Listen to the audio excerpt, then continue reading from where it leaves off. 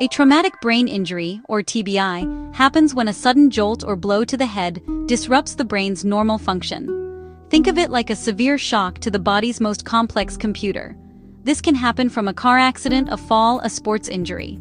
The brain, which is soft tissue, can be bruised, stretched, torn inside the hard skull. This damage isn't just a simple injury. It sets off a chain reaction of swelling and chemical changes that can affect every part of a person's life. For physical therapists, understanding the profound and varied effects of TBI is the first step toward guiding patients on the long and often challenging road to recovery. We aren't just treating a limb, we are helping to rewire the very system that controls it. As frontline healthcare professionals, physical therapists are absolutely essential in the TBI recovery journey. Our role extends far beyond simple exercises. We become detectives trying to understand how the brain's injury is manifesting in the body's movement. We are also coaches motivating patients through moments of frustration, celebrating every small victory with them.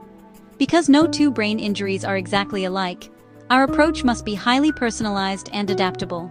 One patient might struggle with walking a straight line, while another may find it difficult to simply lift their arm. Motor impairments are among the most visible consequences of a traumatic brain injury. After a TBI, the brain's communication pathways to the muscles can be damaged, leading to a wide range of movement problems. Spasticity. Muscles become stiff and tight. A limb can get stuck in an awkward position. Clenched fist, pointed toe. Ataxia. Jerky, uncoordinated movements. It can look like being drunk. Simple actions like reaching for a glass become difficult and messy. Hemiparesis. Example: John, 45, fell from a ladder. His entire left side feels heavy and unresponsive. He can't lift his left arm to wave. He can't put enough weight on his left leg to stand without support.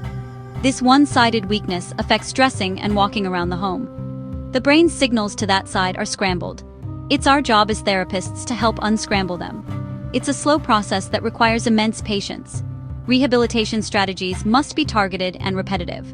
For spasticity, prolonged stretching, proper positioning to relax tight muscles and prevent contractures, splints or braces to hold a limb in a better position. For ataxia, improve control and coordination, exercises that force the patient to slow down and concentrate, tracing patterns with their finger, stacking large blocks, slow, deliberate walking exercises between parallel bars. Neuroplasticity, the brain's ability to reorganize itself. Task-specific training is key. If a patient wants to drink from a cup again, we practice that exact motion repeatedly. Start with an empty, lightweight cup. Gradually add water. Reach, grasp, lift, bring to mouth, tilt, place back down. Each step is practiced over and over. Repetition helps the brain form new neural pathways, like creating a detour on a highway where the main road is closed. Slowly but surely, the brain learns a new way to get the job done. Balance is a complex symphony conducted by the brain involving input from our eyes, inner ears, and sensory receptors in our muscles and joints. A TBI can throw this entire system into disarray, making a person feel constantly unsteady, like they're standing on a rocking boat. This loss of balance is not just disorienting, it is dangerous. It dramatically increases the risk of falls, which can cause further injury and setback recovery. Patients often describe dizziness or vertigo, and they may become fearful of moving, leading to a sedentary lifestyle that worsens their condition. Consider Maria, 30, who sustained a TBI in a cycling accident. Before her injury, she was an avid hiker. Now she finds it terrifying to even walk across her living room without holding onto furniture. Her visual system and her vestibular system, the inner ear, are no longer communicating effectively with her brain. When she turns her head, the world seems to spin, causing her to lose her footing. This fear of falling has confined her to her home, impacting her mental health as much as her physical health. For Maria, regaining her balance means regaining her freedom and her confidence to engage with the world again. Rehabilitation for balance deficits must be comprehensive and progressive. We start by creating a safe environment where the patient can be challenged. This often means using a gait belt and standing close by. We begin with simple static balance exercises, such as standing with their feet together, then in a tandem stance, heel to toe first on a firm surface, then on an unstable surface, foam pad or a wobble board. We also work on seated balance, ensuring they can sit upright without support before we even attempt to stand. Section 4. Rebuilding the foundation. Addressing strength deficits. Following a traumatic brain injury, it is very common for patients to experience significant muscle weakness, also known as paresis.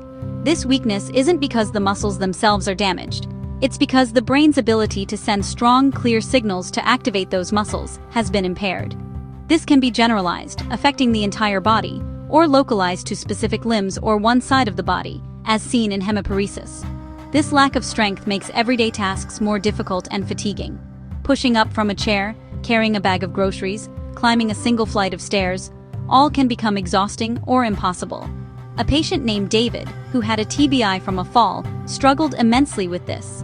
His leg muscles were so weak that he couldn't support his own body weight to stand. His therapy initially had to focus almost entirely on building foundational strength while he was lying down or sitting.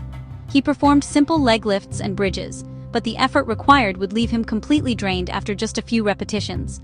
This physical fatigue can be incredibly disheartening and is a major hurdle we must help them overcome. Strength training in TBI patients must be gradual and systematic. We can't just jump into heavy lifting. We often start with gravity-eliminated exercises, where the limb is supported so the patient only has to move it without fighting against gravity. As they get stronger, we progress to active assistive exercises, where the therapist helps them complete the movement. Eventually, they move to active exercises against gravity, and only then do we start adding external resistance with therapy bands, light weights, or specialized gym equipment.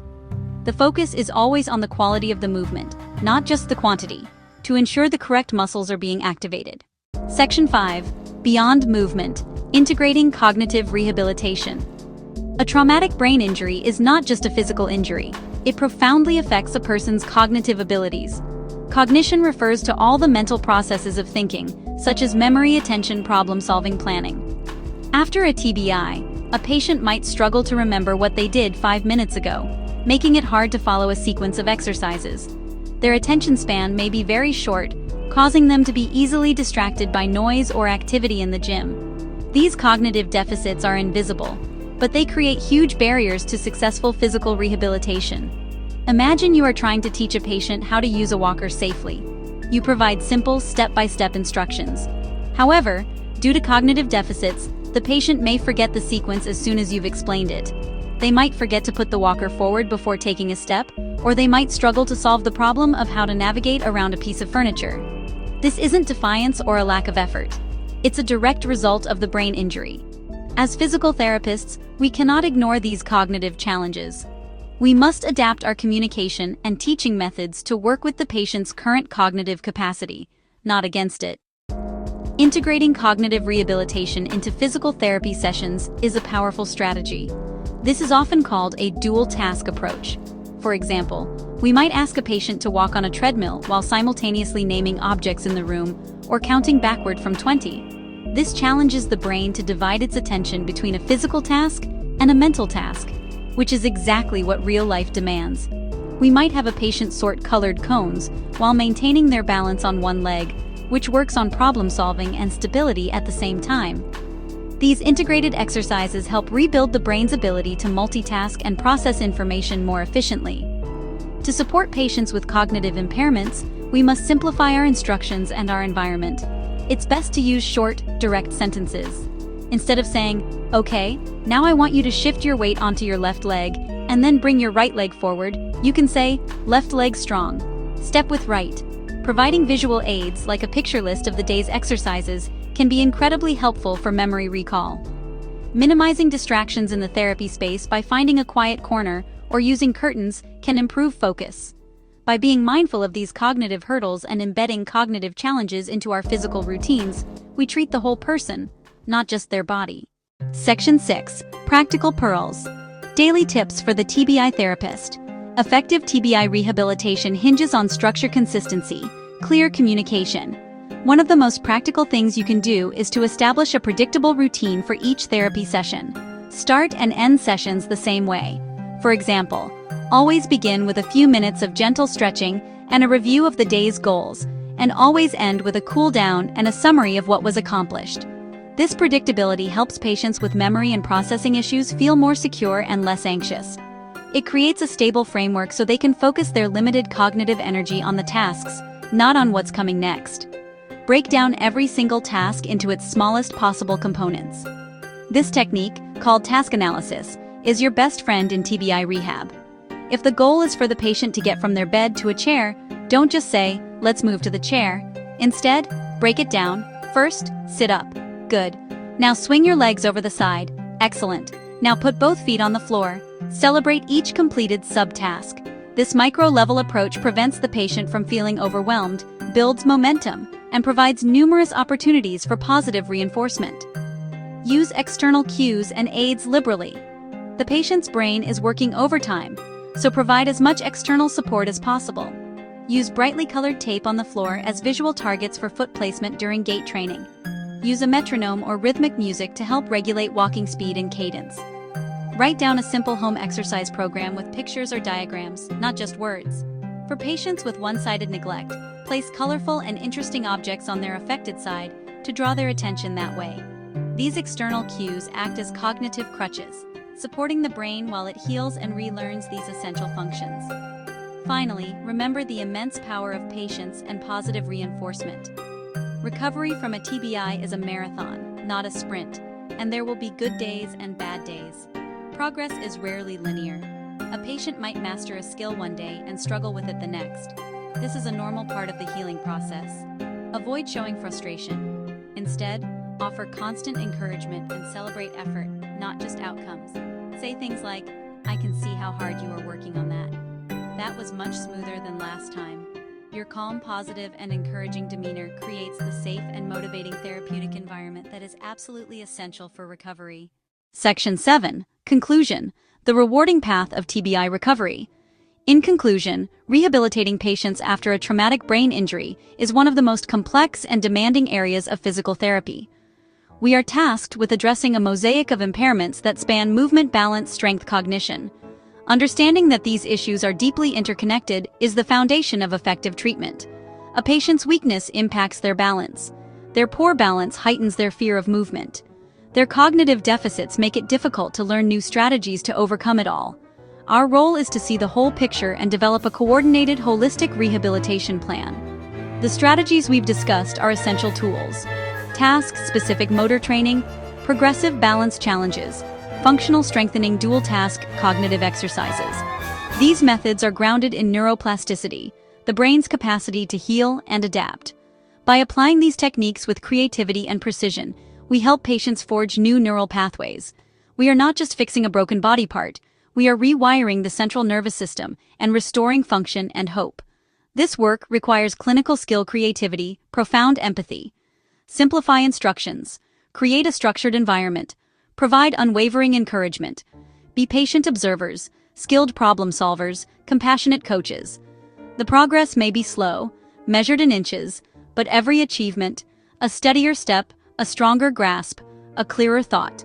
This work testifies to the resilience of the human spirit. Guiding a patient through TBI recovery is an incredibly rewarding privilege.